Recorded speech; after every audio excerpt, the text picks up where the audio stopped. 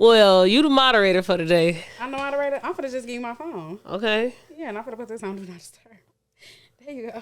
Wow, no faith in yourself. I do. I mean, hello, everybody. welcome back. Episode 8. Ocho. My name is T. Lizzie. I'm Lizzie. Yeah. And you know. Oh, wait. I'm Lizzie. I have to talk close. You ain't got to talk close. You just got to talk in the mic. Okay, I'm talking in the mic. Because you're going to be yelling at the people. Okay. But yeah, you know, last episode you said we need a little theme song. But, you know, if you actually went back and watched the episodes, you would know that I added the music at the beginning to the audio now. Boom, boom, boom, boom. Yes. All right. So all they be hearing is that at the beginning and then us saying hello and stuff. You know what? I do be watching it back. I just don't like hearing my voice. Nobody told you to sound like a man. Speaking of, the last episode, I said I was going to tell y'all what the song was that I was talking about with J. Cole. Mm-hmm. It's called 1985. Yeah, so go check it out. J. Cole, 1985. You going to remind the new listeners what you mean by that song? Why did you bring it up? Well, first, we got to back it up. Because you didn't tell them to turn on the bell notification so I could do the thing. Oh, okay. If you watching on YouTube, make sure you hit that like and hit that bell. Bing! Make sure you subscribe, you feel me? And if you watching on Apple, Spotify, your favorite streaming platform, thank you for tuning in. Period.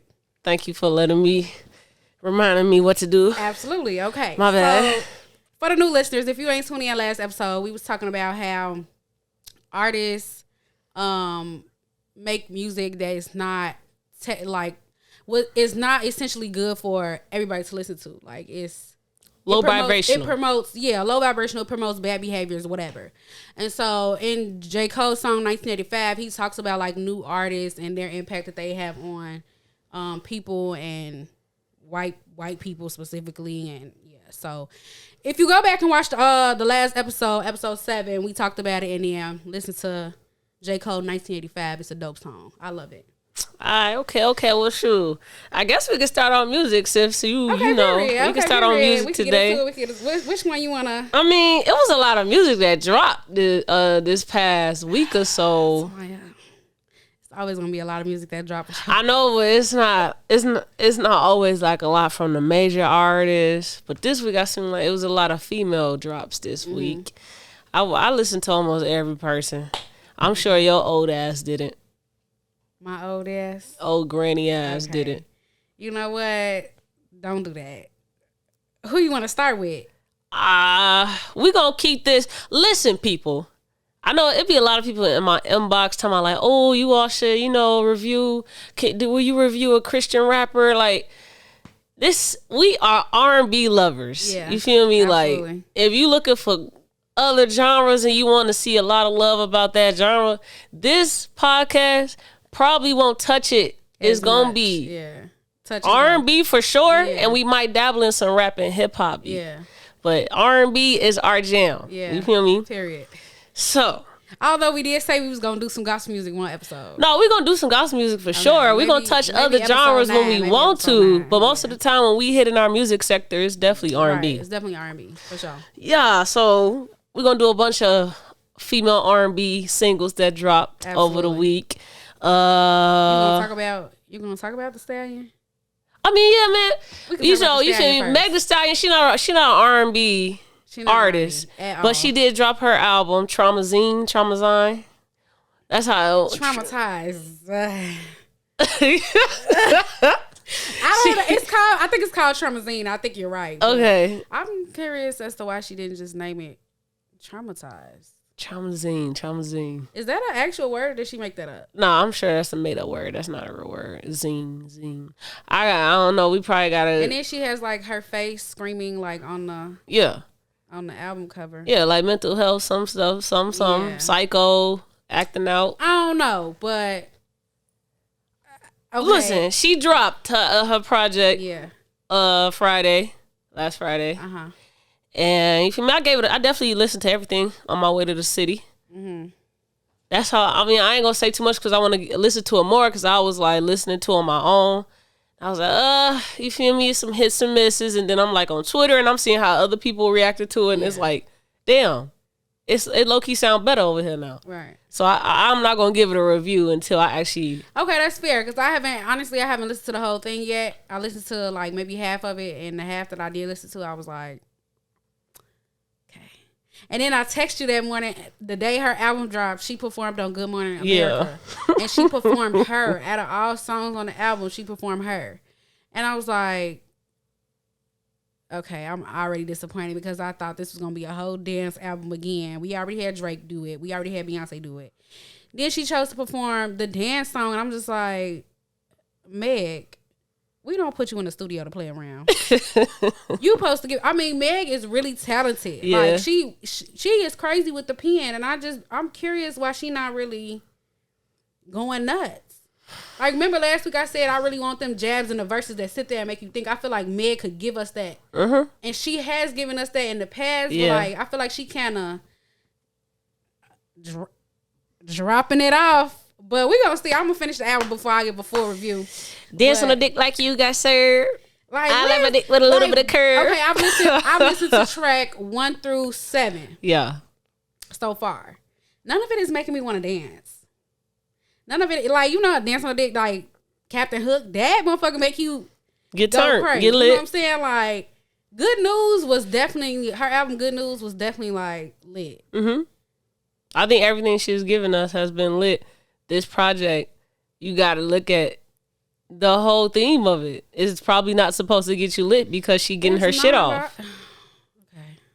1 through 7, I already feel like is about Tori and her friend. What's her name? Mm-hmm. What's her name? I don't know the girl name. I know you're talking about the ex-friend, whatever, the one that she was with when the whole incident happened. It's like, this is 5 years later. Can we please put this to rest? No, because the case is still going on. Still going on. I want the case to decide. Is still going on. We know no details. Every time it's something, it's like, oh, Tory Lanez, didn't appear in court, or Tory Lanez asked for a pushback. Something stupid. Like, can we just get on with the case? Mm-hmm. Can we find out what really happened? Can we see the documents? Can we not? Like, what happened? That's why they're in court. We still don't know the facts. Honestly, I mean, like, we know conspiracies. Mm-hmm. We don't really know what happened. That's why they're still in court. It's how many years later? It's long for a reason. And then to make an album about it. He made a whole project about it. I didn't listen to it. I didn't listen to it either, but that's what social media said he was talking about. Okay. Next. She ain't never made no songs about it. So this right here, she not explicitly saying their names, right. But she more so. It's a lot of. But she talking about the mental health part of it, though, this whole project. Who the hell finna be twerking off a motherfucker talking about her mama just died and she still ain't right? Who finna supposed to twerk to that? You're right. I guess this supposed to be her. This is her therapy. So, okay. She literally said it when she posted a caption about it on Instagram with it releasing the next day. She said this right here is like her therapy, her speaking out about what the fuck she's been going through mentally. Okay. That's why the cover art is like that. Okay. Yeah. Got it. Sorry you can't twerk this time, Lizzie. Okay. Sorry. I mean, that's fine. Like, okay, fine, whatever. We'll see what tracks 8 through 18 are giving. No, that's she, her shit. She could have kept that. No. It's not bad. I get what she was doing. The verses are good. Take a pic. It's me. It's me. The hook that's not that good. I think that is her biggest con is her hooks. You don't think her hooks be good? No, her hooks be good for what it's supposed to be for. It's like a twerk song. It don't need to be that complicated. Right. It could be basic, like a lot of her hooks are. Mm-hmm. But when it needs a complicated, more intricate hook, I don't think she can deliver it. She still has to develop that part of herself, her writing. Damn. Well, Meg. Give it a listen. We'll give it a 1 through 10 next time. Yeah. Next time when we probably next episode. Probably so. Yeah. Okay, but like right to the R&B. You feel me? We had Ari Lennox. Yes. We had Tink. Yes. We had Kehlani. Yes. And you want to talk about Money Long or her song, but that one didn't drop. this week. That dropped many weeks ago. It dropped a while ago. Yeah. But the reason I want to talk about it though is because we talked about Money Long Cartier, and I said that she needs to give us something different. Mm-hmm. And I feel like Baby Boo gives us Promise Ring. It's giving, yes, I rock your promise, promise, promise. I forget who make that song. Tiffany Evans. Yeah. That song, I feel like Promise Ring is like a bop. It's a bop. That's cool. And I feel like Baby Boo is a bop too. It's catchy, it's cute. I love you, I'm always thinking of you. It's my baby boo. That's right, I'm talking to you. See, you still stuck in the old time era. You're an old lady, okay? I love that song. It's so cute. It's so cute and preppy. Okay, that's cool. But yeah, I just want to say, like, you know, even though I didn't like Cartier, you fuck with Baby Boo. I like Baby Boo. So it's not that she's a bad artist. It's just some songs hit, some songs don't hit for you. It's subjective. Absolutely. That's cool. Absolutely. Moving on from that one. Oh my God. I can't believe you don't like this song. It's so cute. It's giving. I don't want to. It's giving. You know what it's giving? It's giving you in high school and you just found your first love. Mm-hmm. And now you, my baby boo. You lusting. That's right. I'm talking to you. My baby boo. I'm good. This is cute. I just realized. What? This sweater is cute. Oh, thank you, Cultural Apparel. You feel me? This is my own. Yeah, I made this. Yeah, it's very nice. Thank you. It's nice and white. It's the prototype. I'm still working out on it. It's cute. Okay, friend. Okay. I may need one. No, I'm working. Okay. Back to the R&B. Okay, who you want to talk about next? I bet. We're going to start with Ari Lennox. I had you watch the video and I had you listen to the audio. Mm-hmm. Ari Lennox Hoodie single just dropped last Friday. Right. What'd you think of the song? What I think of the song? Mm-hmm. It was okay. It was okay. I mean, you know what it's giving me? What? It's giving, I forget who made the song. I think it's Genuine. Me in those jeans. Oh, okay. In those jeans. Yeah, it's giving in those jeans, but it's, I want to be in your hoodie. Okay. It's kind of. I get what you're going. I get where you're going. But it was okay. I mean, it was cute. I mean, you always be wanting to steal somebody's hoodie. It's relatable. It's okay. Not somebody, but the person you working with hoodie. Yeah. Yeah, because you sound like you just be snatching niggas' hoodies. Maybe. I mean, no, I'm just kidding. Oh, yeah. Because you're going to get your neck snatched. Keep talking. But nah, for real, though. I mean, it was cute. It was okay.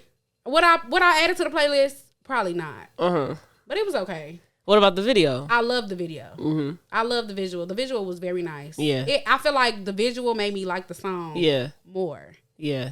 I feel like Ari Lennox has a sex appeal that is just like untouchable. Mm-hmm. And it just putting the audio with the video is like, oh, okay. Yeah. I got you, sis. Yeah. I understand what you're saying. Yeah. So it was definitely the visual was the icing on the cake for me. But the audio was cool. What you thought about it? When I first listened to it, I had saw the music video first, and then I listened to it alone. Mm-hmm. The music video definitely nice. She ain't ever gave us a video that wasn't good. She just aesthetically, she's just very pleasing to look at, and she uses color very well in her videos. I love the video. I love the end for sure. I think the ending kind of threw me off though because it gave it like a Jordan Peele. Weird everybody ass. In the same, yeah, in the same thing. Yeah, but it was like that horror to it. I like that, but the whole video wasn't that. It's different, so I was confused on how that ending can be so dynamic and big, but that whole everything else wasn't. Right. I wish they would have probably made the whole video as strong as that ending. Maybe she was saying like the hoodie don't matter because niggas ain't shit. I get that. Right. And niggas but that was the best part of the video. And the whole thing was just, all right, let me hurry up and get to this end. Boom. I didn't like the video vixen male that they picked. That's Rashad something. I don't know. They could have picked somebody a little cuter. I get why they used him. You probably don't know. I don't know who that man is. He's a part of Dreamville. He's a rapper. He basically was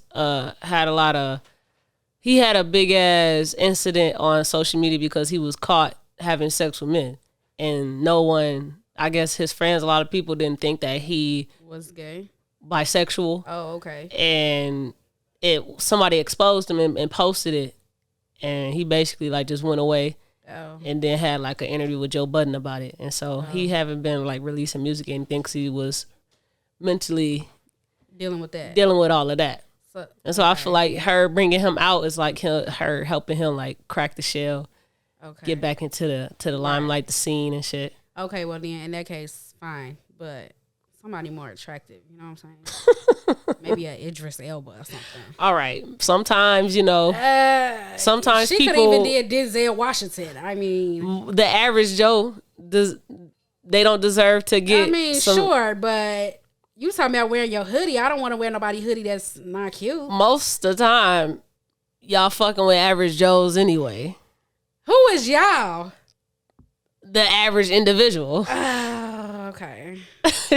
I don't want to wear nobody hoodie that's ugly. You can keep that stinking thing. Okay. You know what I'm saying? But I like the song was okay. I didn't like the way she sang the song. Like the beginning, she screamed all in my ear. Yeah, for sure. I ain't like all of that. Yeah. The hook. She give me Erykah Badu so bad. Mm-hmm. Like so bad. Like. But she still got her own distinct sound. Yeah, though. Except Erykah Badu don't really scream like that. But Ari Lennox has a very strong voice. I'm sure she don't have to sing loud in the studio. She don't need to do that. Because it carries. Yeah, I ain't like how that sound vocally, but the song cool. Yeah. I wouldn't add it to, but it's cool. Yeah, I wouldn't add it. Nah, it's cool. It's just one of those project songs. I don't even think I would add it to like the sex playlist or nothing. I don't think it's supposed to be there, Lizzie. Well, I don't think it's supposed to be there. Well, I mean, like, where else would I put it? Like, if you were to put that song on a playlist, where would you put it? It would just not be in any playlist. It could Not be in the latest R&B playlist, but no type of. I feel like that's one of those background noise songs that you'll just play, like elevator music. Yeah, or like in the store and you just hear it in the store. But yeah, well, check out Ari Lennox Hoodie, the video and the song if you're interested. The video was definitely, it was still good. Yeah, it was good for sure. Kehlani, Seamless. So the song Seamless, Babyface. Yeah, Babyface basically produced the song and she sang it, type shit. What you think? Don't disappoint me. All right, don't contaminate. Huh? ASMR. What that mean? ASMR? I don't know what that mean. When like people get on YouTube and be eating their food and they be smacking and stuff, and you can hear it in the mic. I didn't know that had a acronym. Okay. It means something, but I don't know what it means. But yeah. Anyway, Kehlani, is that how you say it? Kehlani. It was good. It was good. I like the beat. Okay. I like the beat a lot. It was real. I caught myself tapping my foot like I was an old woman or something. You are. Samaya, you can go to the deepest all old people always say, I like the beat. The beat made me move. You're irritating. But yeah, it was a cool song. I don't really know what she was trying to get at, but it was a cool song though. It was cute. A little bop. That's why I would add it to the playlist. Mm-hmm. It was a nice little groove. You know what I'm saying? Like, I forgot what it sounded like. I'm not gonna lie. Yeah. I'm over here in my head trying to get how it sounded like in my head. It ain't coming, but I do have. It's a nice little beat though. You don't know what the song about? No. Did you need the lyrics for you to get it? I heard what she said. You just still don't get it. I just don't get it. Oh, you got my phone. Yeah, I heard what she said, but I just didn't hear her clearly enough. I tried to look it up and I couldn't find it. I got it. Basically, I think the song is about, like, the hook is we supposed to be seamless. But you love showing off weakness, getting all mad for no reason, turning up on me for breathing, supposed to be seamless, arguing every weekend, switching up on me like seasons. Basically, so the relationship is not smooth. The relationship is not smooth, and it's supposed to be smoother than this. Right. And you the reason why this motherfucker is tweaking. Right. Okay, got it. You see them bars? See them bars? Somebody go to hell, please. $10K for a verse. All right. Are you kidding me? Future paid $250, so I'm gonna charge $10K. Yeah, for Pressurelicious, and that was not. Why was that such a big deal? Go back, friend. Top. There you go. Why was the Future's feature price I think for Meg? Future is played out. I think you need to go sit down. I wouldn't have paid $250,000 for Future to. No, maybe Lil Baby, maybe even Da Baby. I'm not paying the baby $250. What you paying the baby? $2.50. $0. Okay. We don't need no the baby features. Okay. Well, I wouldn't have paid. Future. I feel like he getting kind of old. I think Future's momentum is not at an all-time high to where I need to be paying top dollar for a feature. Right. But I also know I don't know what is top dollar at the moment, but I did like Beyonce's features probably like $1 billion. I think I heard a rumor like that. So let's just say that's number one. $250 for a Future. You said a Beyonce feature is $1 million. That's something I saw on the internet. I don't know if that's actually true. And I saw something that said she's just not gonna be on my song. The fuck? I saw something like Adele is $500,000. They both not gonna be on the song. I saw it on the internet. I don't know how truthful that is. The thing about it is, at this point in time right now, Meg is more popping than Future is. You think so? At this very moment, I don't know who's more popping because men Future don't support not, female. I mean, Future is rap. not really. So if you don't have the men, but men will always make Future relevant. That's their Lori Harvey. I personally wouldn't have paid for that shit.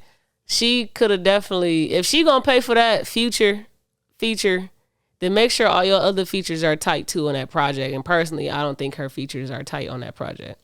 The one Rico Nasty was good. That song, I haven't heard that one yet, but she had one person on there, Key Glock. Yeah, Key Glock. Who is that? You know who Young Dolph is?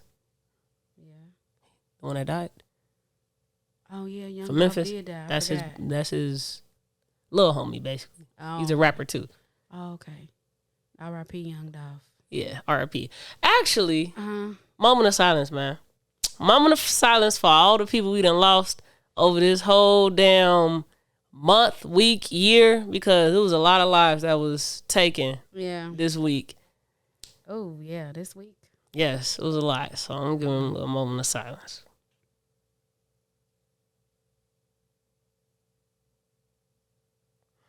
All right, rest up. Yeah, for real. It's been crazy out here. Yeah, man. Bill Russell. R.P. the legend Bill Russell, man. Is that the person that, I don't want to say the wrong thing, NFL? No, basketball, NBA. Who's the person in NFL? There's a lot of NFL players that died this year. No, okay. I think I got the wrong person. Well, Bill Russell is a Celtic legend. He's also an NBA legend there. He played basketball? He played basketball for the Boston Celtics. Okay. Basically, he died recently, and then the NBA, I guess, is trying to like discontinue anyone being able to wear the number jersey 6. Mm-hmm. So nobody else can wear it if you aren't wearing it at the moment, currently in the league. So that's dope that they're doing that for him. They could have done that shit while he was alive, though. They didn't need for him to die. That he could have been able to see that. Yeah. R.P. Bill Russell. R.P. Teddy Ray. Teddy Ray is one of my favorite comedians of all time. Oh, yeah, the guy. Yes. He did die. That shit had me sad. Did they ever say what he died from? I just saw something about it being a drowning. So he was in like a pool somewhere. Oh, my God. There's not enough information just yet on how that could have happened. The police say there's no signs of foul play, but they're still investigating the cause of death. Right, that's crazy. That is crazy as hell. That shit is so sad for him to be gone. He just celebrated his birthday probably like a week or something ago. He was young too. Very young. Yeah. Very young. Still has so much more to give us. Yeah. That's crazy. Double cheeked up on a Friday night. Well, man, I am gonna miss that man. Well, at least you got videos. I love the era we live in with phones. Yeah. videos. You can always go back, look at memories. Yeah. Funny stuff. That's all when I was going through a little mental health issue problem, I was watching a bunch of Teddy Ray versus Doughboy videos. If you don't know what that is, it's on YouTube, the All Deaf digital channel on YouTube. They basically just do a bunch of funny ass videos of challenges. So they both were like heavyset men, a part of the group, the comedian group that they got on there, and they would just do challenges like who can freestyle the best, and then they'll like actually bring on experts to help them both write like a freestyle or a song or something, and then they'll perform it, and they'll have like people vote and shit. But really, most of the time, Teddy Ray won. That was the whole thing. Like Teddy Ray's the more talented, the more funny one, and then Doughboy, he likes to be like the gangster flyboy, but he's really not. He's a joke. Doughboy is light skinned. Yeah, he was on a Wildin' Out, couple of movies. Okay. Yeah, man. Rest up, Teddy Ray, man. I'm gonna miss you. All the fallen legends. Yeah. But back to the R&B, cause we done went way out. No, it was a lot of deaths, bro. I'm a little down just because I was reading a bunch of this shit just in Illinois and Indiana. It was a bunch just this weekend. Yeah. The damn 3 dudes that got in a car accident. That was crazy. Not got in a car accident, got hit by a car. I mean, ran down. Like, did you see the video? Yeah, I didn't want to see that. It's so crazy. Just like, I don't know, but they saying that it took the police over 20 minutes to get there. Like, it's just crazy. Why take out 20 minutes to get there? Because they said the initial call happened when the argument first started. Okay, in the parking lot. In the bar. Yeah. And then they left outside. I think the person that ran them over was a part of the argument and left. Mm-hmm. And then they went outside. They continued arguing. So the initial call, and from the time the initial call was made, the time they showed up, 20 minutes had passed. Man, I feel like it ain't that hard to fucking find those people if you just go trace the cameras, see who are all in there. I mean, Chicago is known for wanting to put up cameras, but they can't never solve no crimes. Yeah, and people don't like to snitch and shit, so they probably ain't gonna want to say too much. That's like that boy that just got killed on the train. They offering $15,000 for somebody to speak up. I don't know if somebody spoke up yet or not, but you shouldn't have to offer that much amount of money for a life.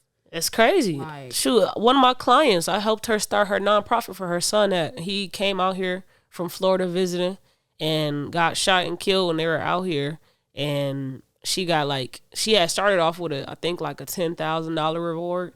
Nobody came forth. And then they just raised it up to even be higher. And it's been like probably like a year or 2 years since he's been gone. It's just like nobody should have to bribe you to be a citizen. Literally. But okay, y'all. Back to the music. I'm sorry for going on that tangent. I just felt that. Obviously, you had to get it off your chest. And if you got to get it off, you got to get it out. But okay. So we talked about Kalani. We talked about Meg. We talked about Ari, Tink. Now we got to talk about. We got to talk about our Chicago native Tink. How you feel about Tink? I'm sad for Tink. Why you say that? Because Tink never gets the appreciation that she deserves. And she never get her flowers. Like, I've been riding with Tink since Winter's Diaries. Way back when, be in your bed crying, you just... You know what I'm saying? And that's that shit that I like. A man who can open my mind. Man who can open my... Is it wrong that I really, really, really, really want you? I want you, babe. Hey! Period. I love Tink. And I feel like she never, ever, ever really got appreciated for real in the industry. Like, she never really got her flowers. I just feel like everybody else blew up. And Tink just got, like, not left behind, but her career still hasn't peaked yet, I don't feel like. So, like, I really love Tink, though. I feel like she be making some good music. And that song, Goofy, it was good. Yeah. I mean, the good thing about not peaking is that you don't have a downfall yet still. Like, you can still keep going. Keep rising. Yeah. I wonder, do she want to peak? Or is she okay with where she is? She's been doing interviews. I haven't been checking out all of them. I saw the one with the Breakfast Club. Charlamagne brought it up, and he had said that he was having a conversation with somebody, and they was saying like, "Oh, I think because she's dark skinned, she probably won't be able to get that success that someone of lighter color could probably get with the exact same talent and catalog that she has.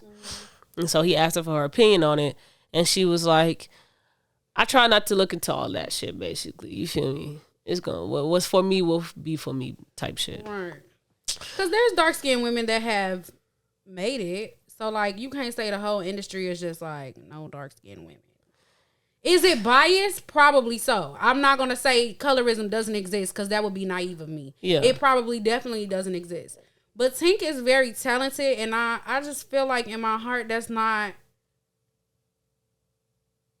what will be holding her back. Like, I don't know. Like, she's very talented. Even if she was a writer for somebody, I've never heard Tink heard of her being a writer for somebody else or whatever, but she talked about it. She been writing for other people too. Yeah, so like I just don't. Why is she not making it with the music that she's singing? She got a feature with 2 Chainz, a song that has a feature with 2 Chainz on it. But I feel like she should be able to get a feature with somebody else at this point. 2 Chainz, I mean, he cool. He did what he had to do on the song, but 2 Chainz is also very old and played out. I mean, let's just be for real. Let's call a spade a spade.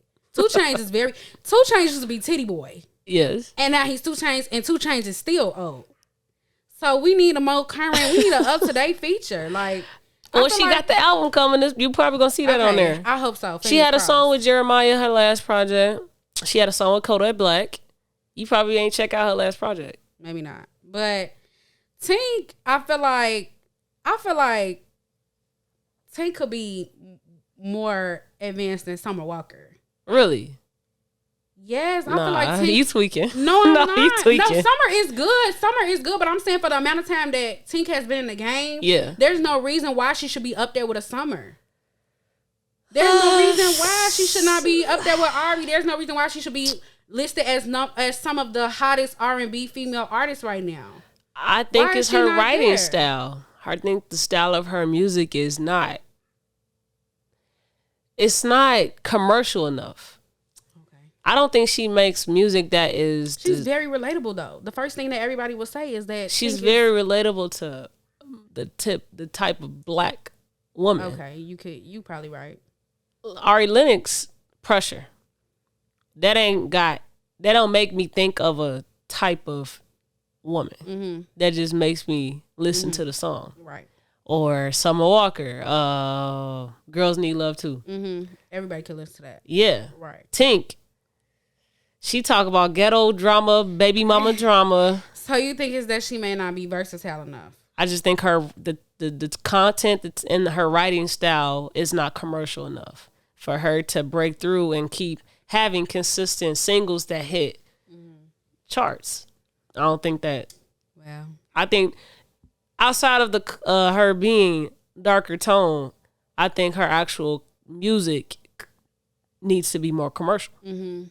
For it to hit. I love Tink though. I mean, I hope one day she do get her flowers. I hope one day she do like blow up and hit her peak because it hasn't happened yet. Well, R&B is not as big of a genre as it used to be, so it'll be even harder for you to get to that point with everything against you. I'm sad. That's sad. I'm sad for Tink, and I think this single is good. I think it is good. I think it's good too. I had to listen to it twice for me to think it is good. Because on the first I was like, ugh. Now I'm going to add some Tink to the playlist. One thing I'm going to do is add some Tink. Yeah, I definitely got a lot of Tink in my phone. I think her clicking up with Hitmaker. AKA Young Bird. Yeah, I'm in the middle. That's so crazy to me. I'm sorry. What's crazy? That Young Bird is Hitmaker. If you know exactly what Come on now. You are like, please. This is old. Get a business to you. He was on that song. Yes, that's his song. That's crazy.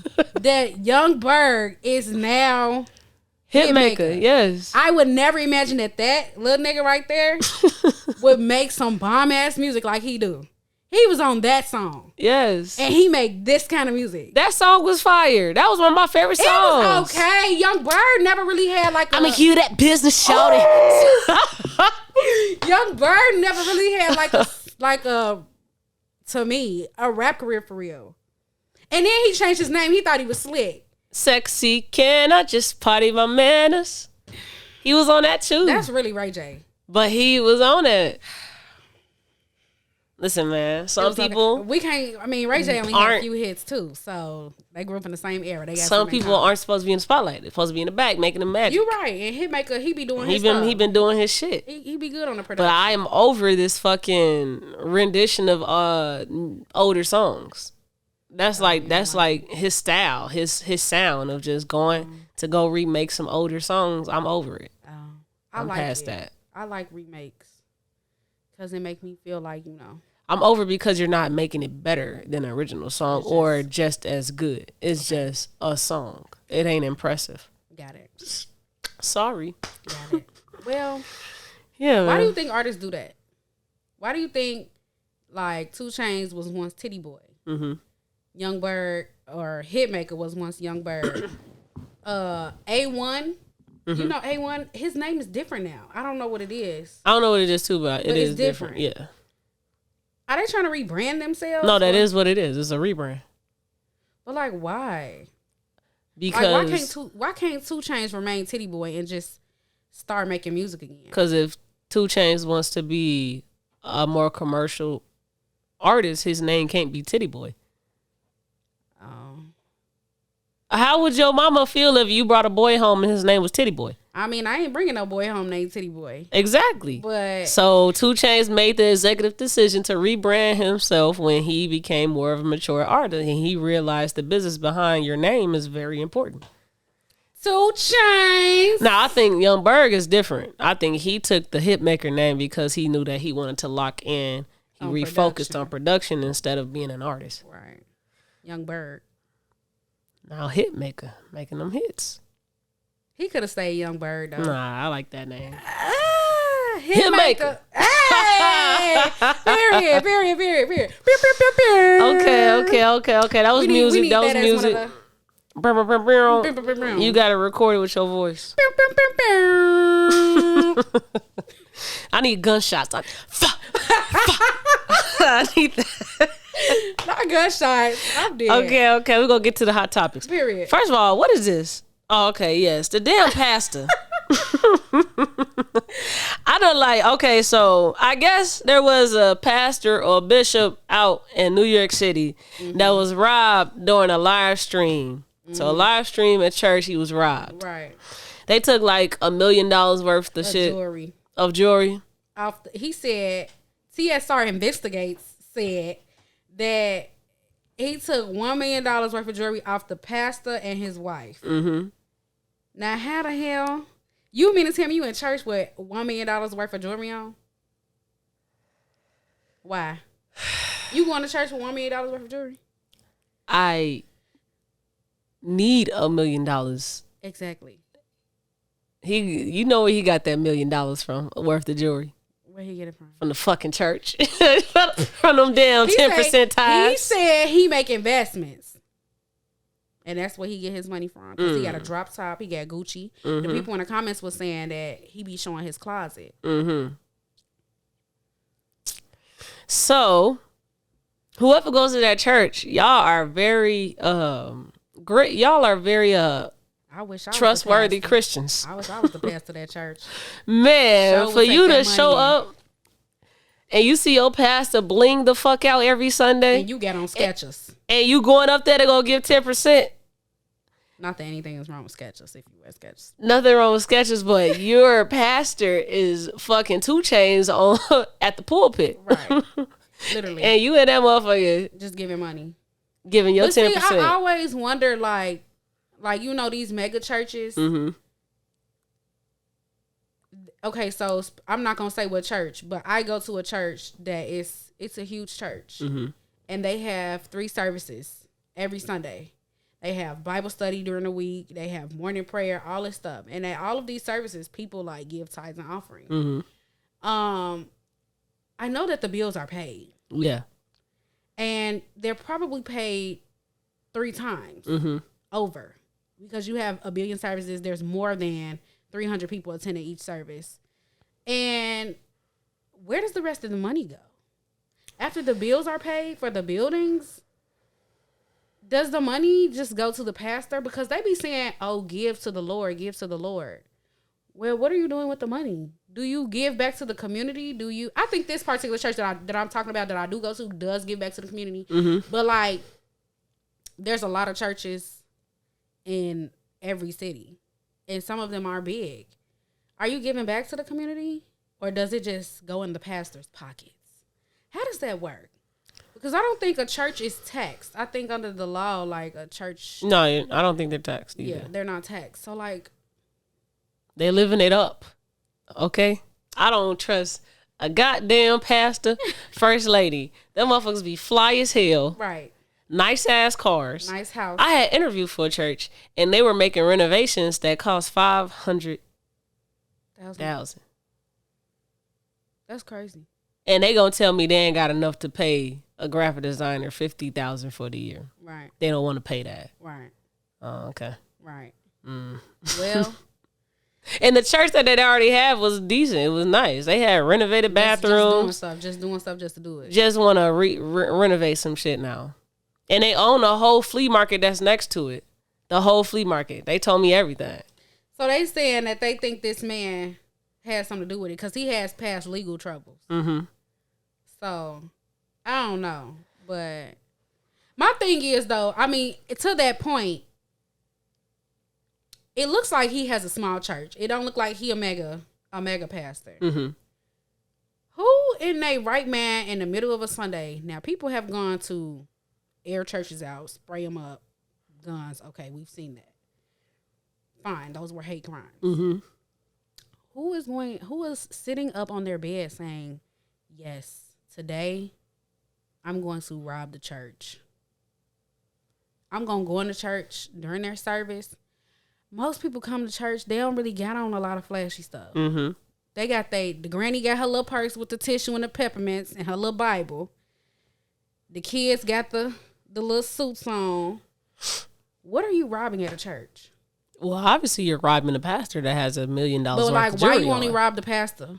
Because they must have knew and saw this man how he be flashing around his shit. Or did he set it up so people Or could that. feel bad for him? Or that. Maybe he got insurance on that Because shit. who's sitting on the bed saying, yeah, I'm going to go? I mean, if you're really watching him, if you really want us to do something, you would go to his house.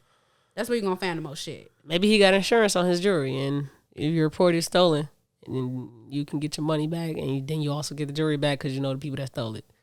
Get them a little cut. I don't know. I don't put it past these damn Oh my God. Somebody janky pastors. Not janky. Not janky. He could be a good man. We don't know. Sure. But hopefully, there's been a lot of activity going on in the church lately. And it's kind of scary, quite frankly. Like, there's been a lot of like church it's a shootings. Business. No, I'm saying like, Oh, you talking about sad stuff. violence. Oh. It's be like church shootings, robberies, he claimed. Like, why are y'all going to churches? A lot of people gonna be there on a specific day at a specific time. That's messed up. But CSR investigates. Might have to get you some security out of that $1 million jewelry in your church. If you need security at the church, you in the wrong environment. You got the money for it. Okay.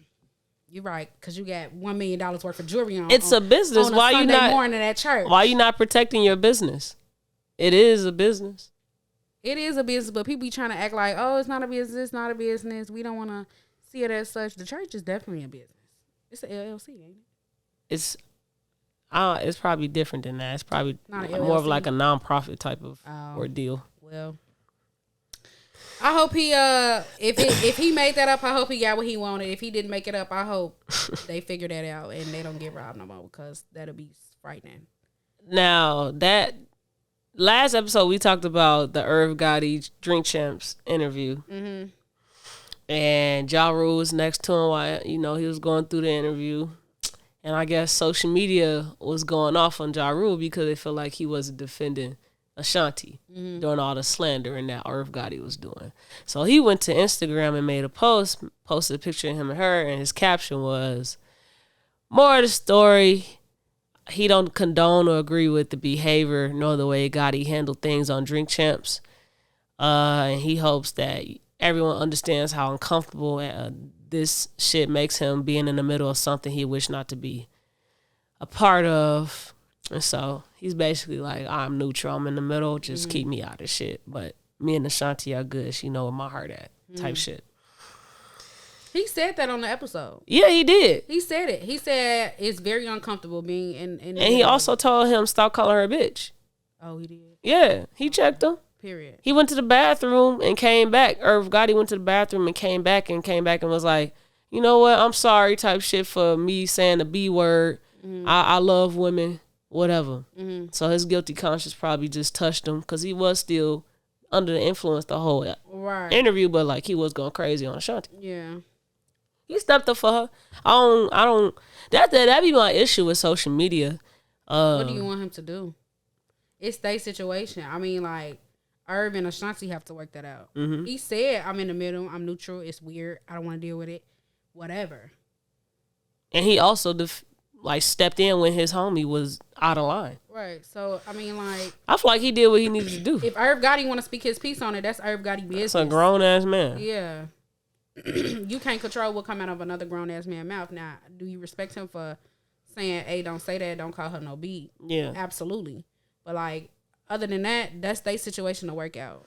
Yeah, you got that. That's be people issues. They don't never actually go back to the source and consume the source. Right. They just go off of headlines, whatever. Right. I like the feature that Facebook got where you want to share an article and they be like, hey, you didn't read it yet. You didn't open it. Oh, really? I love that feature. Oh, they got that? Yeah, when you try to share something and you ain't click on it really? yet, it says, do you want to share this because you haven't opened Facebook. It? Maybe, probably so. Okay. I ain't never seen that before. But I don't know how accurate it is, though, because I did click on something and read it and then go share it and it still told me that message. So I don't know if it's actually... That's good, though, because people be sharing stuff without reading it. Yeah. So, all the time. False information, like, all the time. All the time. Yeah. They say shit about, like, fake news, too. But fuck Facebook, I don't like that app. But I don't know. I don't think Ja Rule should feel... I don't want him to feel like... Well, I mean, I don't know the man, but he shouldn't feel like... You know, he shouldn't get attacked on social media. He wasn't the one saying the stuff. Yeah. Do you feel like this, like, having to do public apologies is necessary? As in, even people that are not celebrities. Like, I remember I had an uncle that went on Facebook and did a live to talk about, like, apologizing to his fiance for all the hurt he put her through, all that, whatever. Right. And I'm just like, I saved it because he did it publicly. Yeah. Okay. Yeah, but like it was a fucking joke. Right. And then like Ja Rule putting his public statement out, right, apologizing and talking about his piece. I'm just like, why? Man, fuck these niggas. I don't know. I don't think Ja Rule needed to apologize for anything. I think if he understands where him and Ashanti stand, then there's nothing to explain. What everybody else got to say really don't matter. I'm sure if Ashanti felt some type of way, she could have reached out to him. They could have, hashed it out or whatever. But I think the issue is that anytime you do something publicly, when it takes place publicly, people want to see you apologize or you end up a part of cancel culture. So I think to prevent that from happening, people feel like they have to apologize. They feel like they have to say something, or it's like damage control. Like you have to say something or it's going to go completely left. People going to start saying stuff that you didn't say, distorting, you know what I'm saying? Like just taking it way out of proportion.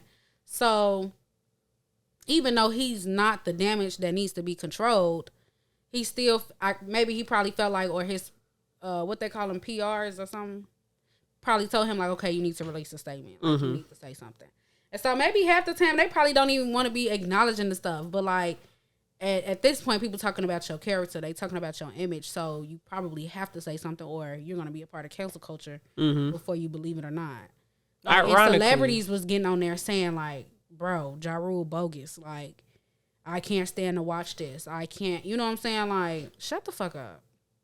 Ironically, I saw a Facebook post that I shared today. It was like, as you get older, maturing is realizing that people will talk shit about you. Absolutely. And it might not be true, and you have to just ignore it. Absolutely. Let people think what they want to think. Let people do what they want to do. What can you do? If you're not going to whoop their ass, shut up. Period. I mean, if you're not going to whoop their ass, shut up. Put up a shut up I mean, you ain't gotta put up. You can say whatever you want to say at the end of the day. But like, if it's not, what I'm saying is, if it's not worth the energy, if they not threatening you, if they not causing you physical harm, let them waste their energy. Let them waste their time. What the fuck am I arguing with your ass for? A keyboard beater? You just made me think of this damn video with them girls that was all on the line. It was like, and when I beat that hoe, I'ma stomp on that hoe. And when I stomp on that hoe, I'ma slap that hoe. Period. I mean, if I'm not gonna fight you, I'm 9 times out of 10, I'm not gonna respond to your ignorance. Yeah. Like it's just a waste of my time. It's just a waste of my time. And 9 times out of 10, I'm not gonna fight you. So you're a waste of my time, period, regardless. So it's just like, Gee, your ass sound like Shawnee. Like, all I'm hearing is Shawnee. Period, because that's my bitch. Shawnee, she faithfully leaves a comment in all our posts now. Period. And I just always... She said something today, and I was just like, what is Shawnee talking about? She said something about being drunk. Yes, you probably ain't never heard it on TikTok or somebody say it with like some... when somebody die or something, they be like being dramatic, like, I want to stop drinking, but I can't. Michael Jackson died. Oh, my God. No, I've never seen that. But now that you mentioned, okay, I got it now. I was like, drunk? Shawnee, what are you talking about? Concerned. Okay, but no, that's my girl, though. That's my girl. So, but yeah, I don't think people, and like if it's not, I feel like if it's you directly and it is public embarrassment, and you live in a public limelight, like, okay, let's take Neo and his fiance for example. Yeah. So, like, Neo and his fiance or wife, his wife, they are at odds right now because he keeps cheating on her. I feel like at that point, that's public embarrassment. Like, you have now. The real question is who made it public, because she kind of made it public, bringing it to the internet. I ain't gonna lie. But I guess it's probably been public knowledge for a while. Yeah, it was public. Probably in the industry and all type of stuff that he be cheating, whatever. No, they was going through a divorce, like, during the pandemic. The start of the pandemic, they was going through divorce, and they hit the news. And then they canceled, like, the divorce. Because they, I guess, made up. Got it together. And then this recently happened, and she was like, yeah, G. Yeah, gotta go. I just feel like when you do that type of stuff, maybe you do need to apologize publicly. Maybe you do need to release a statement. Because at that point, you embarrass me publicly, you need to apologize publicly. So if you need to apologize to me and publicly. You need 2 apologies. So if you get cheated on and it happened publicly, you would want for your mans to apologize publicly too? Privately and publicly, absolutely. So what would be like a public apology for you that you feel like is acceptable? Like, yeah, that's right. Whatever you see fit. I mean, niggas, don't get me wrong, niggas be full of shit. Niggas be saying a whole bunch of nothing. Okay, baby, I love you. I'm sorry. I didn't mean to hurt. Shut the fuck up. But I mean, if that's what you want to do, fine.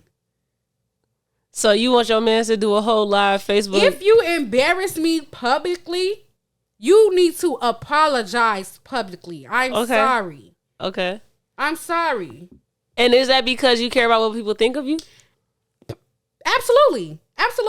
That's number one. I'm not gonna lie about that. I feel like any girl that gets cheated on publicly, you look like a buffoon. And so if you don't go back and correct that shit, I'm gonna make your ass look like a buffoon. So before I make you look like a buffoon, you better get on that and do what you need to do. Before I get on your ass for real. I do care, like, especially when it comes to like relationship type stuff. It's really not even like, well, part is I do care what people think about me a little bit, not a whole lot, but like, I think it's also just like a part of the healing process for myself. Like, okay, you embarrassed me publicly, but sure, you apologize publicly. Like, at least you let the people know you fucked up. It's like accountability. Like, okay, I have to take accountability for my actions. I have to own up to what I did. And even though I embarrassed her publicly, like, I'm a publicly apologize and show my remorse that I fucked up. Yeah. And I'm sorry. These are the circumstances. But how do we, if you plan to move on, how do we move on from here? Or like, maybe we just gonna cut ties and that's just gonna be it. But I'm sorry from the bottom of my heart type shit. That shit embarrassing to me. Those public apologies are embarrassing. I personally would not want that if somebody did something to me. If somebody did something to you publicly, you don't want a public apology? No. You just want them to say, I'm sorry to your face and that's if it. If it's a romantic relationship, definitely no. But if it's like platonic, I'm more lenient to having that be disclosed. But a romantic one, no, because I'm so private with my relationships. But it's already out there. Everybody already know. I don't care if somebody catch another person cheating on me and everybody. I don't care because I don't care that much about how a person view me romantically. Mm-hmm. But I care about how people view me as an individual. And most of the time, that's a friend or family relationship. Mm-hmm. That like, all right, if a friend was to have sex with my partner behind my back, I would want for them to publicly say some shit.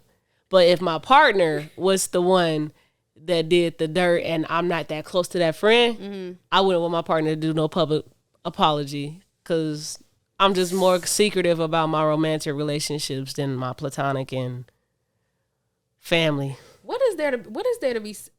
I don't know what there is to be secretive about.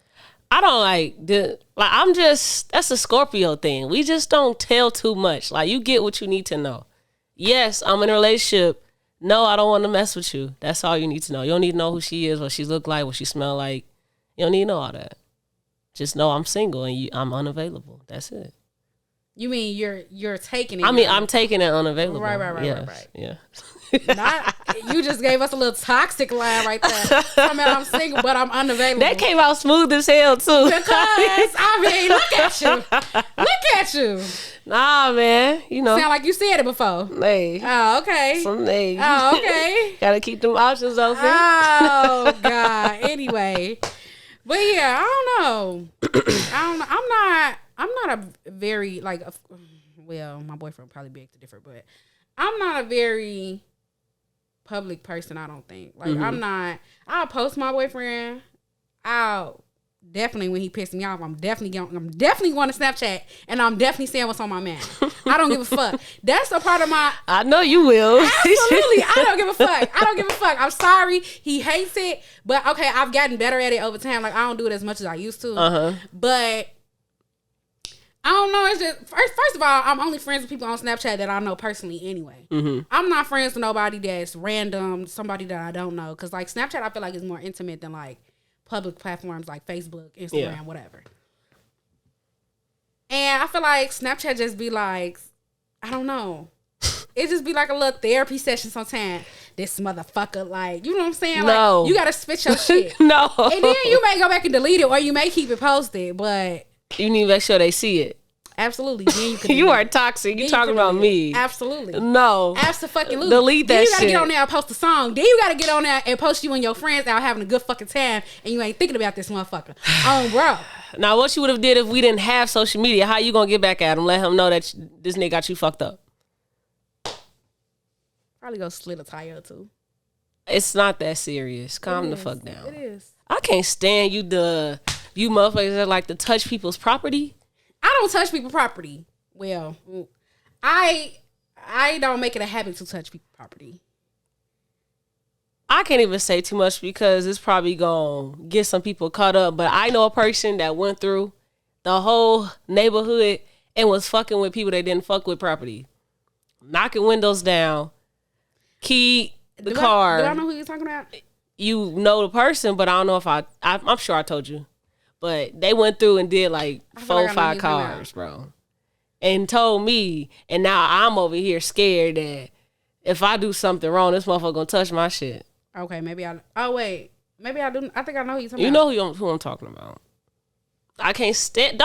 Stop touching people's shit, bro. I'm dead. Well, I that's why I made it close friends, because then I really just, for a long time, I had a close friends just for myself. I didn't have nobody on my close friends. I had one just for myself. Because to just get on there and type it out, like what's in your mind, if you can't go and talk to nobody about it, at least you can type it out. And it just feel better to just get it off your mind. So like, I feel like that's what Snapchat is for me sometimes. I don't do it as much as I used to, but I'm not a very private person when it comes to like, I mean, I'm private in the sense of like what's going on in my relationship outside of like maybe my friends or something like that. But like, what we doing? Can we post pictures? Yeah. But you don't like that. You don't like posting pictures? Of my partner? Yeah. I mean, I've been there, done that. I used to do it. I'm traumatized, Lizzie. I know. I'm traumatized. It's okay, friend. What you say, traumazine? Traumazine.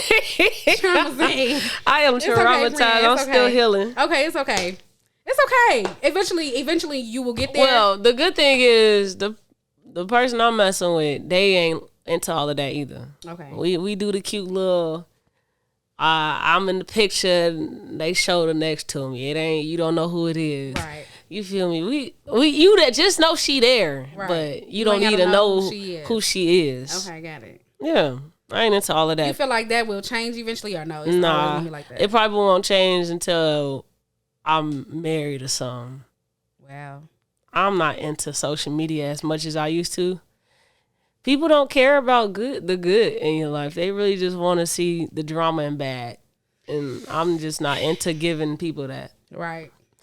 So if you don't care about the good and you only want the bad, you only just gonna get good. You're not gonna ever see any bad. That's how I am with social media now. I only come there to tell good things about myself. Right. Because the bad, what the fuck social media gonna do with it? They're not therapy. They're not therapy. Why but at the same time, though, like, if you taking the bad stuff that I post and going to gossip about it, or like taking the bad stuff that I post and continuing to comment negative stuff under my post, do you really need to be my friend on social media? No, but they also could be friends with others that also are a part of your issues. So let's say me and you beefing and I'm posting about it, but you're not posting about it. Mm-hmm. They want to hear your side because they keep seeing me say subliminals or saying stuff. Right. So if you post about it, now they get both sides and they get to be a part of the issue. That's the problem, though. People just need to mind their own damn business. Yeah, but people need to mind their own business. You giving them business to mine. I guess. I feel like some things can be on the social media though. If you got something that's really near dear into your heart, I have no problem with reading it. Right. You feel me? Even giving you some kind words. But if you like constantly, social media is so fake. It's so fake. People cannot have real life moments on social media. No. It's so fake. No. Like, I'm crying right now. But because I'm crying in a Rolls Royce, it don't matter that I'm crying. Yeah. Like, that's fucking nuts to me. Yeah. I'm having a whole ass mental breakdown, but I'm in a Rolls Royce, so it doesn't matter. You don't see the stuff people saying about the Brittany Griner now? They say the memes, like them sleeping, and they're like, this how Brittany Griner would be if I was in there. If I was in Russia, sleeping not caring. Right. Yeah. Mm-hmm. That's how they feel. Well, I don't know, friend. I feel like social media, I feel like it should be a safe space. Maybe you don't share your personal experiences, but if you want to share something that's bothering you. Oh, okay. No, I'm with you though, because there are a lot of times where you don't have someone to turn to, and so a lot of people do go to social media to get their shit off. Right. I get it, but the way that the space is on social media, it's most of the time it's not going. Yeah. It's not a safe space. Get you that closure, right? That resolution you need. I feel that. Yeah. Well, I don't know if people should continue public apologies. I feel like sometimes it's necessary, but sometimes it's not. I think it's dependent upon the situation. Like Saucy Santana, he a few years ago, some tweets came up about him talking about Blue Ivy's hair. Yeah, we talked about this a little bit. Did we? Mm-hmm. Okay. So I don't remember, but I'll keep it brief then. Mm-hmm. And so he was saying basically like he don't feel the need to apologize. Yeah, he said what he said. Yeah. And absolutely. I mean, and he still sampled a Beyonce song. Mm-hmm. So it is what the fuck it is. Like, he said what he said. Is he sorry? No. Maybe he's sorry for what he said and how he said it, but he still said it. So it is what it is. Did you watch the Carisha Please episode? I love Carisha Please. I watch it all the time. Did you watch him with JT? Absolutely. So they was all talking about that. How they had went viral because of like old tweets and stuff. Mm-hmm. Yeah, and JT was talking about that for sure. Yeah, and her mindset is like, I'm not apologizing for that. It's not something like that. It's just like y'all shouldn't take that as serious because that was just me being a part of the moment. Mm-hmm. And like my opinions and stuff, all of that can change. it's not always going to forever be like that. Yeah. Now, I get what she's saying, and that's cool. But for people to be like, you know, the people that used to say the N-word they're not supposed to say it back then, like, oh, that was when I was younger. Gee, that was 2 years ago. Right. There's no excuse for that. There's no excuse for that. That's not the same. Yeah. Yeah. It's not the same, but how do you feel about cancel culture? Like, fuck everything that we got the rest on here. I don't really care. We can just vibe out. we could just vibe out. Oh my God. Okay. Because I've been wanting to talk about cancel culture. We could just dabble. We could go on a longer tangent later, but okay. Briefly, how you feel about cancel culture? I mean, some people deserve it. Some people don't. I think that cancel culture is really big, and I think that sometimes the cancel culture is too sensitive.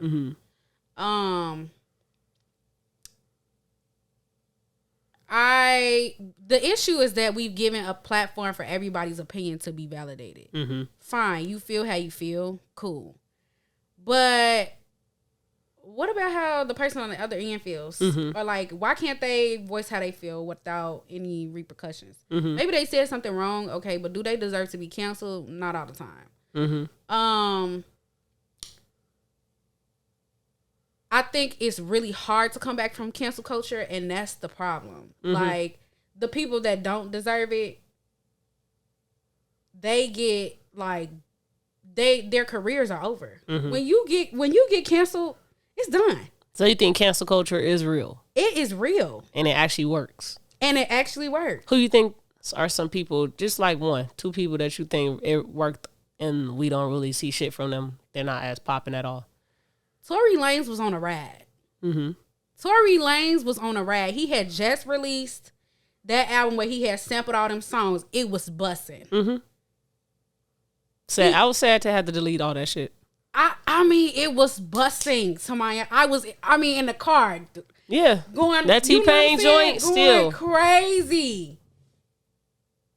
And then, I mean, Tory Lanez is talented. Don't get me wrong. It's fucked up. And I think cancel culture really got him. Do you think he deserved it? Baby, I think he did deserve it.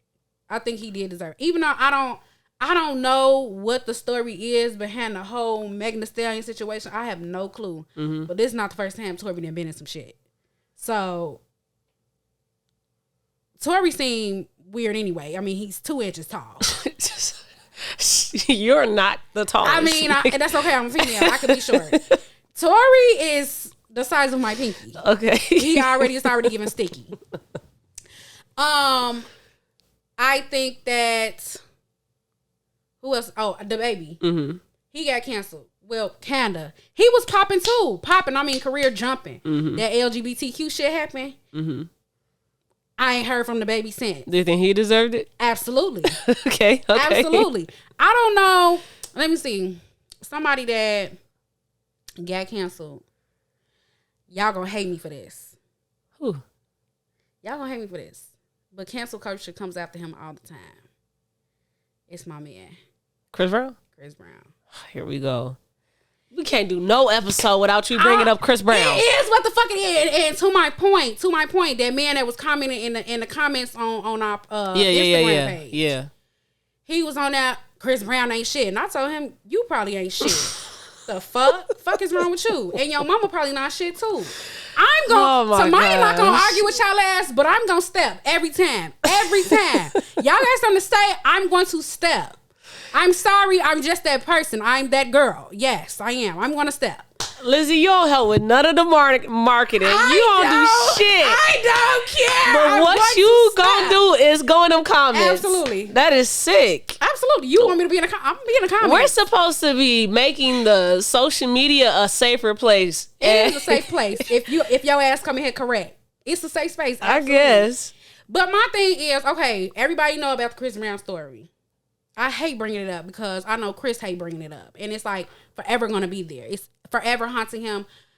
I mean, Rihanna and Chris Brown will probably never sit in the same room ever again because of this shit. Like, it's just that bad. He lost a lot of fans behind that shit. I mean, like, Chris is still pretty big, but he's only this big because he has been apologetic and he hasn't committed the same behaviors again. No, I just think because he's very talented, very good. I mean, he's very talented, but like, I don't think he needed to apologize and he'll still be just as big. I don't agree. If Chris Brown walked around here like, yeah, I did it, and what? I don't think, no, not saying all of that, but just like it happened and he's just letting the storm pass, I think he still would be big. A big mainstream artist. I don't think so. We got R. Kelly. I think he would be mainstream, absolutely, but I don't think that his following would be. If Chris Brown was not remorseful and apologetic, I would not follow him. You wouldn't. I would not follow him. But how many people that still support R. Kelly just because that music they just can't live without? As long as you tap dancing for me and I find you entertaining, you could do whatever. I still feel like cancel culture attacks Chris Brown every once in a while. Mm-hmm. And he made a good point when he released his last album. I sent it to you on Instagram. He posted, he was like, everybody posts about my life when shit is going bad. But now when I'm releasing an album or shit is going good for me, nobody wants to talk about it. Mm-hmm. And so I feel like he want and he will post something like that and people will get under the comments and say, boo, shut the fuck up. You're a woman beater. You're a woman beater. Like, just steady antagonizing this man. Not saying that he don't. If you feel like he deserved that, then fine, you feel that. And that's what I said to that man in the comments. Like, if you feel that way about him, then fine. If he not your cup of tea, then fine. Whatever you got to say. I don't condone domestic violence by any means, whatever. You know what I'm saying? But like, do I think people deserve redemption and second chances if they are acknowledging and taking accountability for their faults? Absolutely. Mm-hmm. If you was walking around here like, nah, fuck it, I ain't apologizing for that shit. You know what I'm saying? Then fine. But like, I'm not gonna support you if that's how you want to walk around. Mm-hmm. I think that the key point that a lot of people miss and that Rihanna has stated time and time again is that, and this brings me to the shit that I sent you in your DMs about the spirit worker at the airline shit. Rihanna said I did some stuff to him that I probably shouldn't have done that led up to that whole incident. She took accountability for what she did. He took accountability for what he did. Right? Same shit with the I don't know if y'all seen it. The Spirit, it was on the Shade Room. It made like big headline news, whatever. This Spirit airline worker was arguing with this lady. He was stepping into her personal space or whatever. She had haul off after backing up and saying, he kept saying, don't get in my space, whatever. Some bullshit. She hauled off and hit his ass. Mm-hmm. I think they're both responsible for what took place. Everybody was in the comments, oh, he's wrong, she's wrong, she's wrong. I think both their ass was wrong. One, if somebody say, back up out my face. People here, no, don't do that and keep doing that shit. Mm-hmm. Don't antagonize me because now I'm finna really pop off on your ass. Mm-hmm. That's number one. Number two, as a grown-ass man, absolutely not, he shouldn't have been in that girl face. Absolutely the fuck not. But it happened. And so take responsibility for what you did. I'm grateful for the man that did. I don't know if you watched the video, but it was a man that stepped in and he was like, don't hit a woman, hit me. If you big and bad, hit me, whatever. And the man, he eventually backed off. But it just goes to show that like in a lot of domestic violence situations, we hammer on the guy so much. Hammer. And like, absolutely, the guy is not right by any means. And sometimes in domestic violence situations, women do things too. And we never really talk about it. And that I feel like that's unfair because men have mental health issues that they go through too. We're recovering from that type of stuff too. Mm-hmm. And so we always hear about the man when he has his last very big explosive argument. And I'm not, trying to blame a woman or none of that. Yeah. But we have to start making both parties accountable for what they did. Hold people accountable. If you are bashing Chris,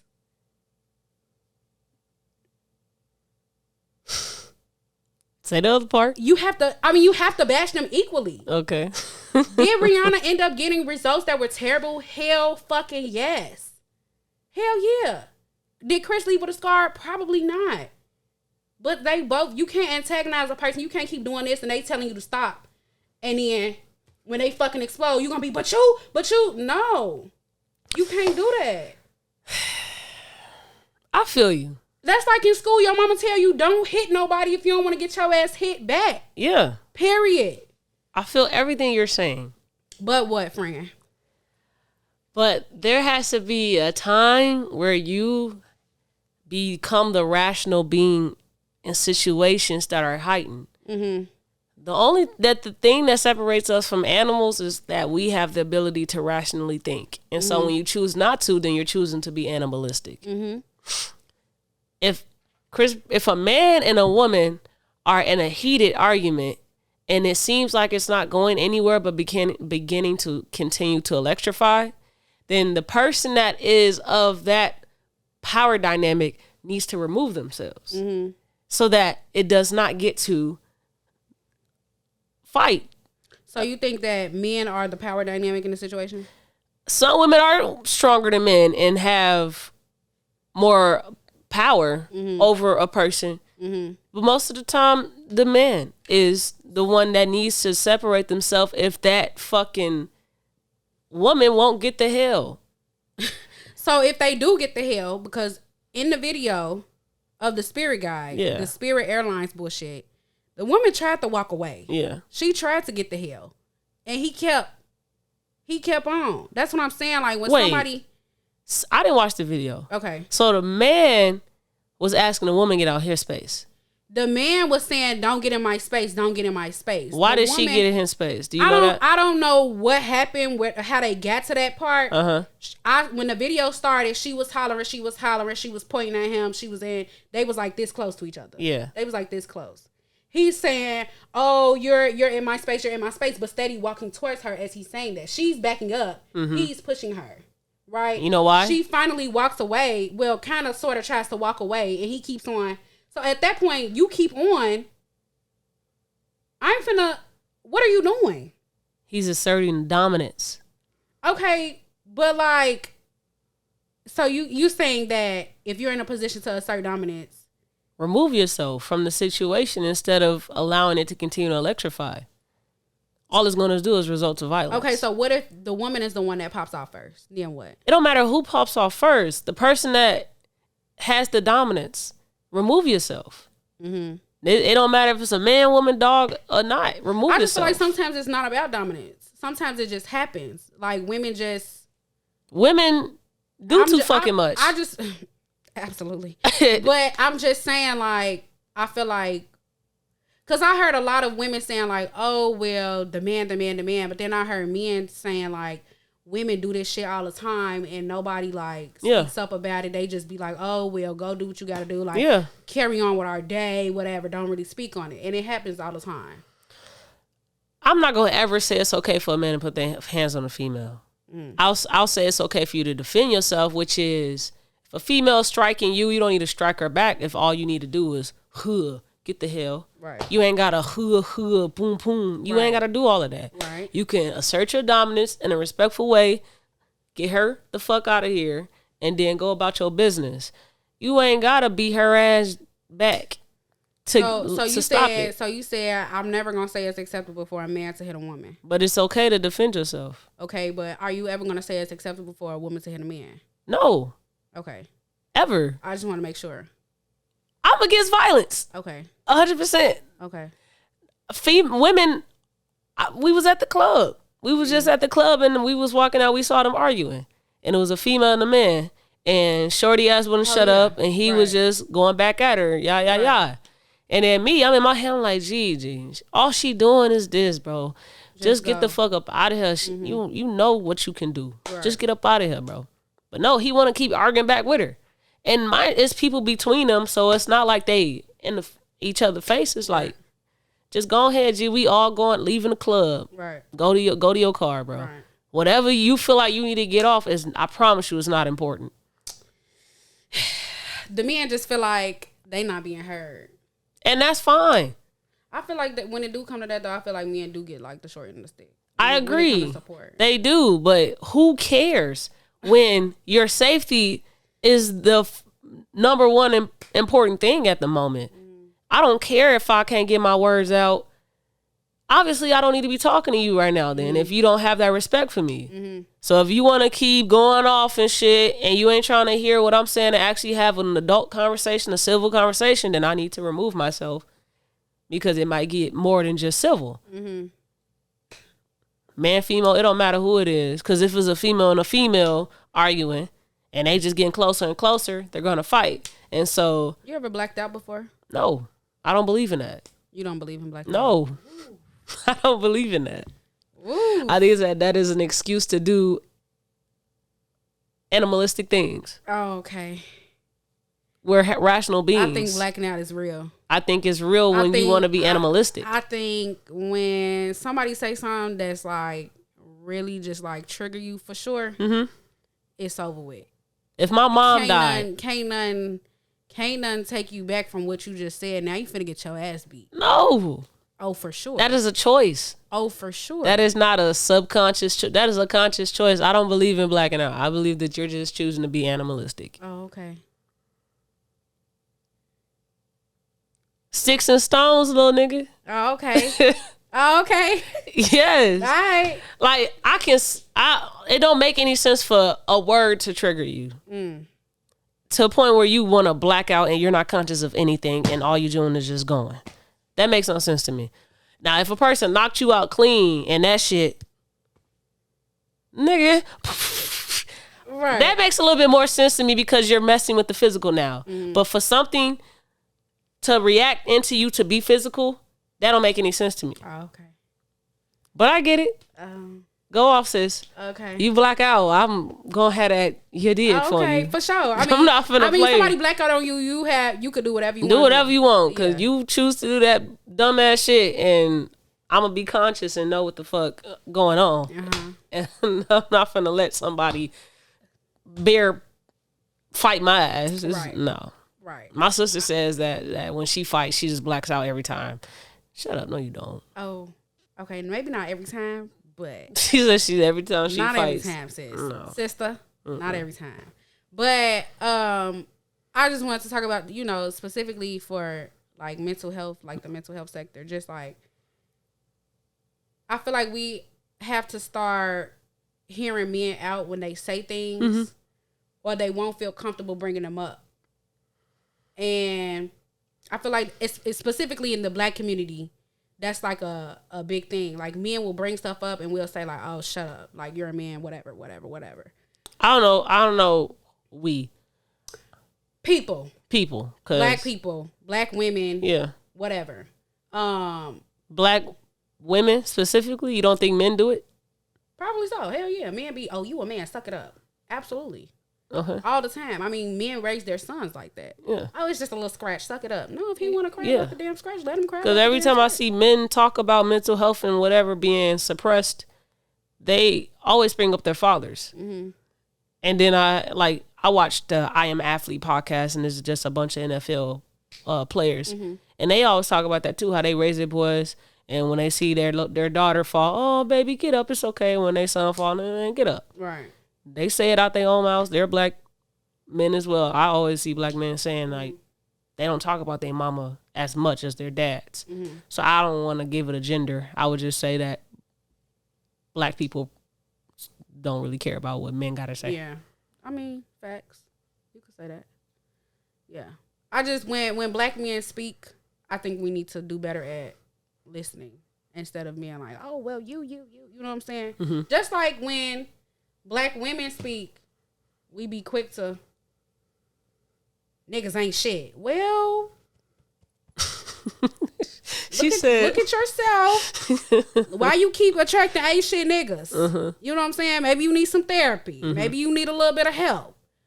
Because, I mean, you done been through 3-4 boyfriends at this point and it's still not working out. So maybe you need to do some internal searching. Maybe something's not right. Why you keep attracting ain't shit niggas? You know what I'm saying? I mean, granted, some niggas out here really ain't shit. But there's some of them out here that's stellar. You know what I'm saying? I hate this conversation. It's a two-edged sword. It's like mental health is literally our issue in our community. When we can get that together, then a lot of this shit that we actually talk about will have more like clarity to it on who really is the issue if you want to have this gender war. Because men ain't shit, women ain't shit. Put y'all ass together, y'all not gonna have an ain't shit ass relationship. Right. It don't matter the sex to me. Like, I fucking hate gender wars. Like, yes, men need they're not heard as much as women are. But that also is their issue. That's their fault. Y'all don't create spaces to be heard. Y'all continue to indulge in that tradition of not caring what the fuck a man's emotional and mental competency level is like. That's not always our issue. Okay, yeah. Sometimes men don't speak up. Sometimes men don't say what's on their mind. Sometimes they don't create that space. But then sometimes men do create that space, and women don't listen. And they give their 2 cents where it's not needed. Right. I know. So I think it's half and half. Like, sometimes, absolutely, it's a lot of times men are not emotionally in tune, and they feel stuff on the inside. They know what's going on, but they don't want to put it out there. They don't want to talk about it. They don't want to bring it up because they feel like they may get slack for it. Absolutely. But then when they do bring it up, don't make them feel like a pussy ass hoe. You a pussy ass hoe when you talk about. Oh, okay. No, I'm probably gonna ruffle some feathers. But you're a pussy ass hoe. If all you do is cry about the lack of resources instead of creating the resources for the lack of. Creating resources like therapists, like what kind of fuck therapy. Whatever we said it before on the podcast where we said women are more creative. They get it out the mud differently. Why can't you do the same? You know how to flip a 5 gram to feed 50 other fucking pockets so that you eat that night. But you don't know how to tell all of your homies, hey, let's create a group chat. We already pay our own phone bills and we check in on each other each week. Hey G, I think because we're different beings. Women and men have different excuses. I don't think it's an excuse. I think women and men are made differently. Like, women are already intuitive. Like, we're born that way. Like, we are automatic emotional people. I don't believe in that. Not in the sense of bad emotions, but like we feel people. I don't believe in it. I think that everybody is equally just like that. I don't believe in a woman's intuition. I think a woman created that shit because men are easy to catch. No, I think a woman's intuition is real. I think if you are just spiritually in sound, women be right, like more than half the time. Why? 50% of the time. Because niggas are dumb. They don't know how to cheat well. I mean, niggas. That's all. Niggas could be dumb, but like, okay, for example, let's take a woman cheating and a nigga cheating. 2 different strategies. Think about the shit different ways. Because I feel like women and men are just 2 different beings. Let's talk about why men cheat. Men cheat because they want to have fun. They want something exciting. They want to do some goofy shit. Maybe they really don't love this person, whatever. Women cheat because they're lacking emotional support, physical support, things that feed their soul. Men cheat because they want to have fun. It's temporary. I think we're 2 different beings in the sense that we operate differently. So what about the people that are opposite sex but act like the opposite sex?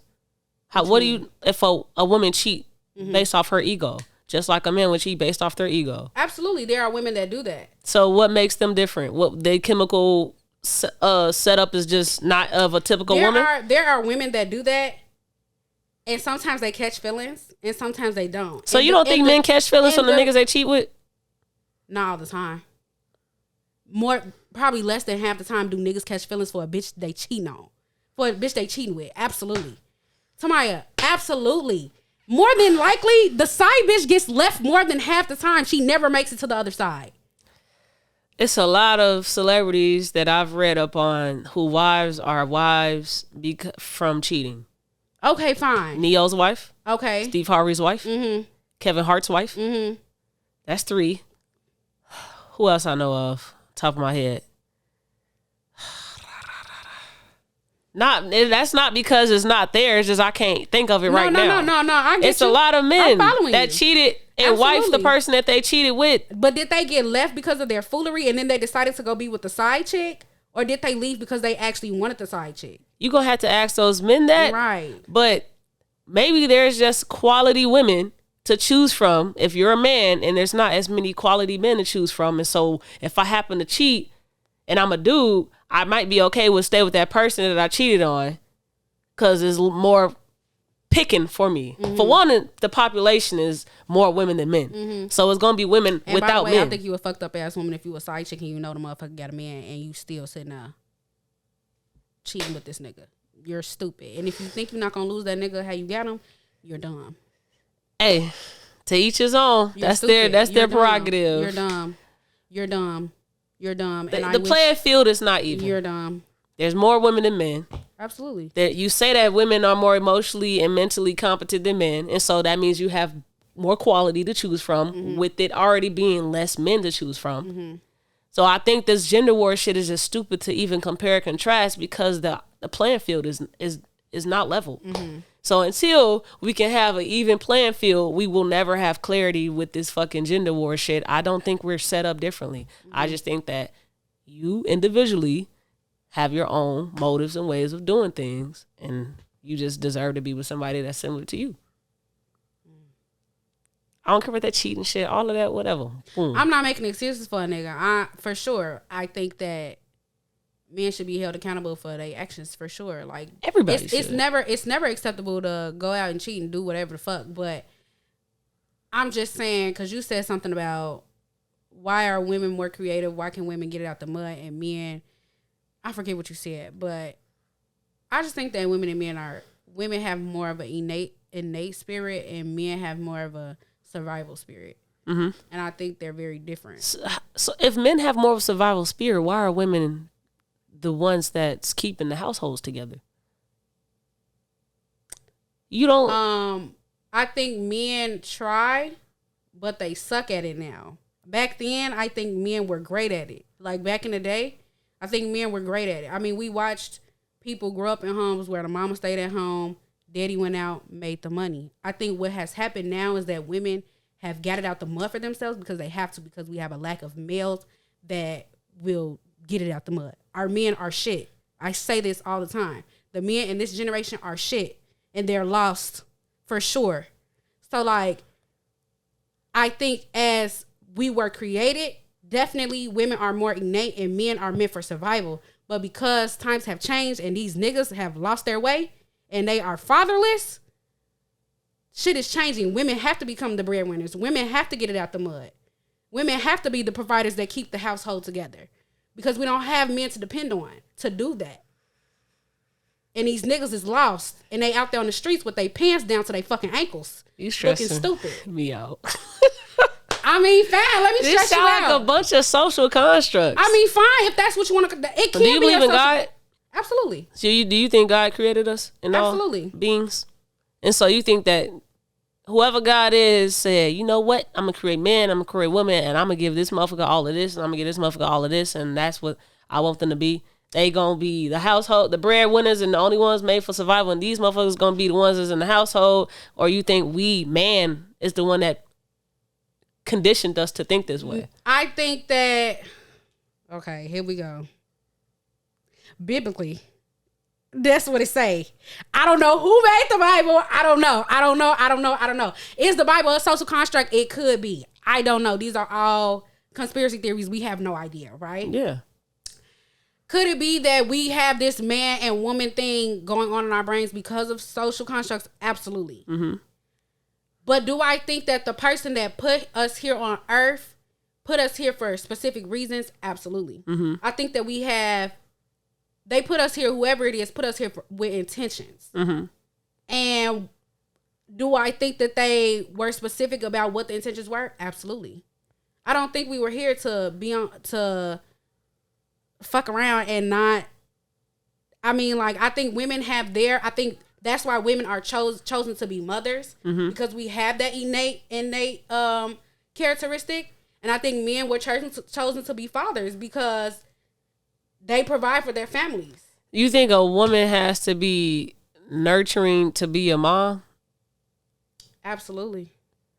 Why she just can't? To be a mother, it requires nurturing, yes. So if you just talked about sex just based off surface level, we were put here to procreate. Mm-hmm. That has nothing to do with emotions, mental, nothing. Mm-hmm.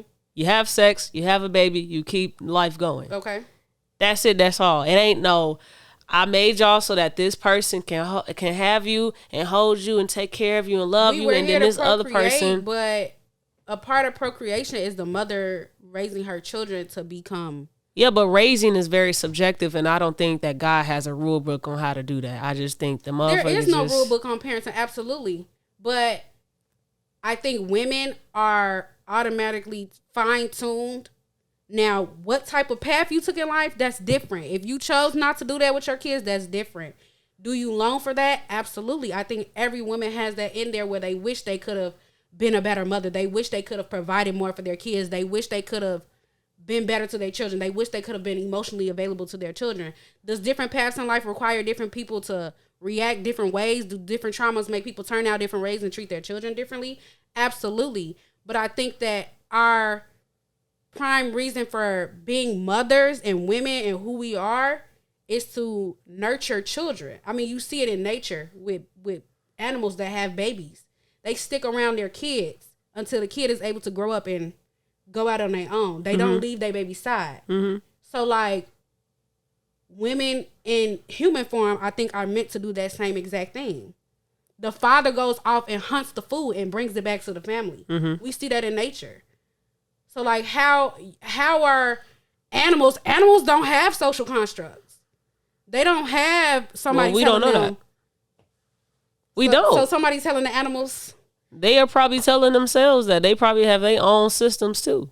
Okay, maybe so. But I'm just saying we see it in animal behavior. Yeah, I get what you're going at. And so if they were created like that, how are humans created, but we don't have specific things that we're here to do and specific characteristics that we're supposed to take after? I think going back to surface level, animals is the perfect example. They don't have all these systems put in place to disrupt what it is to just be human, just exist with nature.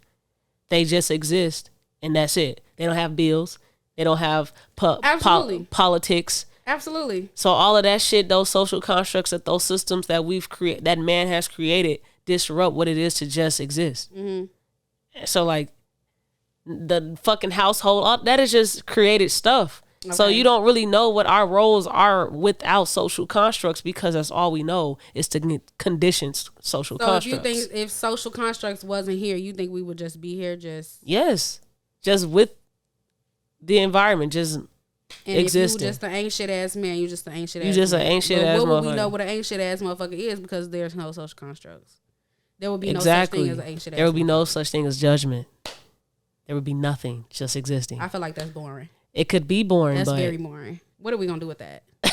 Cavemen got through it. Boring and ugly. They created the wheel. They had fun. Cavemen are hideous. First of all, they had their hair looking like Jay-Z's hair. So, well, and Jay-Z is not cute. So, all right. You know what I'm saying? Well, okay. Before we end this episode, let's go close up the whole men and mental health. Mm-hmm. If you want to be heard, you have to speak up and not give a fuck about the background noise. Mm-hmm. That's as simple as it is. Women couldn't even vote. Mm-hmm. What did they do to try to vote? Mm-hmm. White women said, hey, motherfucker, if you want to continue to have somebody, you need to allow us to vote. Mm-hmm. And so now women can vote. Mm-hmm. Women have been silenced for many years. Mm-hmm. So you can't get upset at a certain community that they have what you want. You hating from the club, you can't get in, G. You gotta go get that shit for yourself. Speak up. Yeah. I'll give you some free shit. Start a group chat. The homies that you have around you, they all need to have that same mentality. Support. You can't be upset that the company you keep does not rock with what you actually want to get to. You need to change that company. Absolutely. Women cut off women all the time because they don't rock with them anymore. They ain't keeping up. They're not growing in the same paths. Right. You need to cut off that same motherfucker that is still stuck in the past, not trying to grow, and grow with new people that's trying to grow in the same path as you. That's nobody's issue but y'all. You can't be mad at women because women have safe spaces to go to. They did a bunch to try to get to that. Mm-hmm. You have to also. Yep. Change the fucking narrative. Yeah, for sure. That's you it. gotta be your own activist. Say it again. Say it again. You gotta be your own activist. That's the gym. And period. That is the gym. You gotta be your own activist. And if like she said, if the people around you, whether it be girlfriend, mama, sister, brother, cousin, if they not trying to be a part of your healing process, your growth, then like, what are you here for? Yeah. If you don't want to sit up here and talk about mental health, you got issues, I got issues. Let's sit down and talk about them. Yeah. What are you here for? Yeah. If I can't be vulnerable with you, if I can't let down this wall and come in your crib crying, bro, I got something to tell you. Mm-hmm. Bro, I'm fucked up about this shit. Mm-hmm. What are you here for? Mm-hmm. Men will say all day, oh, I prefer to internalize it. No, the fuck you don't. You just want to have a hard body. You're being a coward. Literally. You want to look hard so bad. Men walk around, I don't have nothing to say. I just want to keep it to myself. I don't really like talking to people. I got a wall up. Yeah, you need help. Mm-hmm. And that's the bottom line. Yeah. My cousin, we was both on the phone recently, and he had some shit he want to get off his chest.